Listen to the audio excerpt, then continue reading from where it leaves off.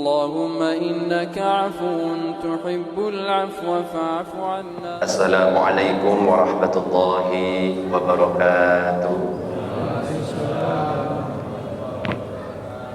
بسم الله والحمد لله والصلاة والسلام على رسول الله سيدنا محمد بن عبد الله وعلى آله وصحبه ومن والاه لا حول ولا قوة إلا بالله. أما بعد. Para jemaah, Bapak Ibu yang dirahmati oleh Allah, alhamdulillah pada kesempatan malam ini kita masih diberikan kesehatan, diberikan kesempatan untuk ibadah di bulan Ramadan. Setelah kita melaksanakan ibadah puasa, kemudian berbuka, sholat maghrib, kemudian kita lanjutkan sholat isya, ba'diyah isya, dan sebentar lagi insya Allah kita akan melaksanakan sholat tarawih. Mudah-mudahan kesempatan yang Allah berikan kepada kita ini benar-benar kita manfaatkan untuk ibadah. Apalagi kita sekarang ini berada di malam ke-17. Malam 17 itu biasanya kalau di kalender itu tulisannya Nuzulul Quran, hari turunnya Al-Quran. Maka perbanyaklah membaca Al-Quran. Jangan sampai kita melakukan sesuatu yang tidak ada manfaatnya. Karena dikatakan dalam hadis, min husni islamil mar'i tarkuhu ma la ya'ni. Di antara tanda baiknya Islam seseorang itu adalah meninggalkan hal yang tidak ada manfaatnya, meninggalkan hal yang tidak ada gunanya, yang sia-sia semuanya ditinggal. Lebih-lebih ini bulan Ramadan, bulan turunnya Al-Quran, kita manfaatkan sebaik mungkin untuk membaca Al-Quran. Jadi kebiasaan kita mungkin di luar Ramadan sering ghibah, ngerasani orang, iri, dengki, buang untuk sementara. Bukan berarti nanti setelah Ramadan didatangkan lagi. Tidak, kita latihan untuk membuang penyakit hati itu. Tujuannya nanti di luar Ramadan kita sudah bersih dari itu semuanya. Makanya kan ada qasidah yang mungkin pernah disampaikan oleh tim-tim sholawat itu.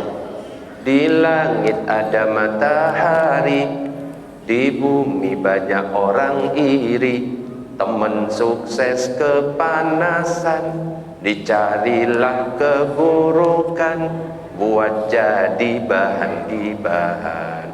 Ono wonge sing biasanya ngegibah? Ada Pak? Enggak ada, sudah pulang, alhamdulillah. Di langit ada matahari, di bumi banyak orang iri, mulutnya tajam-tajam, gak punya perasaan, sibuk dengan urusan orang. Ono sing mulutnya tajam? Ada? Mulai? Oh alhamdulillah kalau sudah mulai ya. Jadi nggak ada yang tersindir dan tersinggung. Allahumma shalli ala sayyidina Muhammad. Maka yang seperti itu, ngeghibah, ngerasani mulutnya tajam dan lain-lain, kita buang semuanya. Sibukkan dengan Al-Quran, apalagi bulan Ramadan, bulan turunnya Al-Quran. Syahrul Ramadan alladzi unzila fihi Al-Quran hudan linnasi wa bayyinatin minal huda wal furqan. Bulan Ramadan itu bulan diturunkannya Al-Quran sebagai petunjuk bagi manusia dan penjelasan-penjelasan dari petunjuk, dan sebagai pembeda antara yang hak dan yang batil. Al-Quran dibaca. Kalau kita merasa umatnya Nabi Muhammad, merasa orang bertakwa, pasti orang bertakwa itu akan menjadikan Al-Quran sebagai petunjuk. Dibaca, kalau bisa itu dihatamkan. Kita contoh Al-Aswad bin Yazid, ulama dari kalangan tabi'in, itu setiap 2 hari hatam sekali. Berarti 1 bulan itu hatamnya 15 kali selama Ramadan. Ada lagi ulama dari kalangan tabi'in namanya Qatadah. Biasanya sehari-harinya hatam Al-Quran setiap seminggu. Tapi ketika masuk di bulan Ramadan, setiap 3 hari hatam Quran. Ketika masuk di 10 terakhir bulan Ramadan, setiap malam hatam Quran. Luar biasa. Bahkan mazhab kita, pendiri mazhab kita, mazhab Imam Syafi'i, kalau membaca Al-Quran di bulan Ramadan, sehari hatam 2 kali. Jadi 1 bulan hatamnya 60 kali. Bisa Pak seperti itu? Ya muntah kalau kita Kalau misalkan kita nggak bisa niru seperti itu, ya sudah, kita ambil yang ya standar-standar kita saja. Minimal 1 bulan hatam. Kalau nggak bisa, minimal sehari 1 halaman. Masih nggak bisa, 1 hari 1 ayat. Masih nggak bisa, 1 hari 1 huruf. Gak apa-apa. Bismillahirrahmanirrahim. Nun Shadaqallahul azim. Dapat pahala itu luar biasa. Karena Nabi pernah mengatakan la aqulu alif lam mim harfun walakin alifun harfun wa lam mim harfun wa mimun harfun. Aku tidak mengatakan alif lam mim satu huruf, tapi alif satu huruf, lam satu huruf, mim satu huruf. Setiap satu huruf bernilai satu kebajikan dilipat gandakan menjadi 10 kebaikan. Jadi kalau kita baca alif lam mim itu sudah dapat 30. Luar biasa. Meskipun sehari nun, besok yasin, shadaqallahul azim. Besoknya lagi shadaqallahul azim. Enggak apa-apa. Tapi ya kalau kayak gitu ya terlalu, yang katanya Pak Haji ya. Ya, terlalu kalau cuma satu huruf eman. Makanya bapak-bapak, ibu-ibu kalau cari mantu, cari yang Qur'annya bagus. Ya, kan ada sebuah kisah 3 orang ya, namanya Anas, Torik, satunya Imron. Ingin melamar putri Pak Kiai. Datang bertiga itu. Yang pertama Anas. Assalamualaikum Pak Kiai. Waalaikumsalam. Ada apa? Saya ingin melamar putri Pak Kiai. Namamu siapa? Anas Pak Kiai. Sesuai dengan namamu Anas, baca surat Anas. Dibaca. Bismillahirrahmanirrahim. Qul a'udzu birabbin nas, malikin nas, ilahin nas, min syarril waswasil khannas, allazi yuwaswisu fi sudurin nas minal jinnati wan nas. Bacaannya bagus, makharijul hurufnya bagus, tajwidnya bagus, dijempol sama Pak Kiai. Bagus bacaanmu. Tajwidmu bagus, makharijul hurufmu bagus, kamu calon mantu saya. Yang kedua ngetok juga. Assalamualaikum Pak Kiai. Waalaikumsalam. Ada apa? Saya juga ingin melamar putri Pak Kiai. Namamu siapa? Torik Pak Kiai. Oke, sesuai dengan namamu, baca surat At-Torik. Bismillahirrahmanirrahim. Was-samaa'i wat-tariqi wa ma adraka mat-tariqun najmus tsaqib.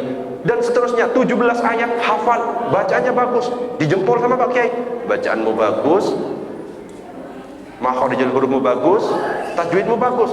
Yang satunya si Imron kemeringat ya, karena kebayang surat Ali Imran 200 ayat.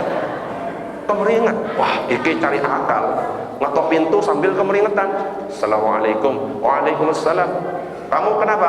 Saya juga itu Pak Yai pengen melamar putri Pak Kiai, sambil cari akal.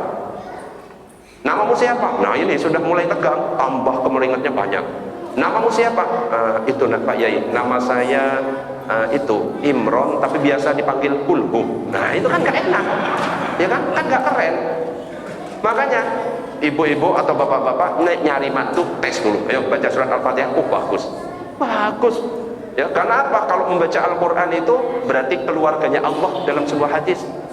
Insya Allah bisa menjadi imam untuk istrinya, bisa jadi imam untuk jamaahnya. Mudah-mudahan kita semuanya istiqomah. Amin ya rabbal alamin. Kita manfaatkan di bulan Ramadan, yang mana bulan Ramadan ini bulan turunnya Al-Quran. Perbanyak baca Al-Quran dengan harapan nanti di luar Ramadan kita istiqomah. Baca. Dan yang terakhir, Al-Quran itu sebenarnya turun 2 periode. Jadi bukan pemilihan presiden saja yang jadi 2 periode, bukan. Al-Quran turun 2 periode, 2 tahap. Periode pertama, turun Al-Quran dari Lauhil Mahfud ila sama'id dunya. Turun dari Lauhil Mahfud ke langit dunia. Turunnya langsung 30 juz. Dari sisi Allah turun ke langit dunia 30 juz. Tepatnya di bulan Ramadan, cuma tanggalnya tidak tahu, tahunnya tidak tahu. Makanya itulah Lailatul Qadar, turunnya Al-Quran yang langsung 30 juz, yang tidak diketahui tanggalnya itu. Nabi cuma memberikan tanda-tandanya bahwa Lailatul Qadar itu turun di bulan Ramadan di 10 malam terakhir, tepatnya di malam-malam ganjil. Gak ada yang tahu.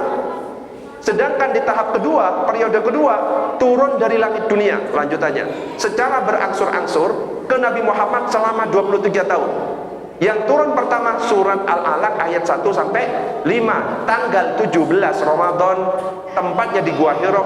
Makanya di tanggal 17 Ramadan di kalender-kalender ditulis Nuzulul Quran. Jadi turunnya wahyu pertama sebenarnya, dan pengangkatan Muhammad sebagai nabi dan rasul. Itulah sejarah tentang turunnya Al-Quran. Mudah-mudahan kita semuanya bisa istiqomah. Amin ya rabbal alamin. Demikian, assalamualaikum warahmatullahi wabarakatuh.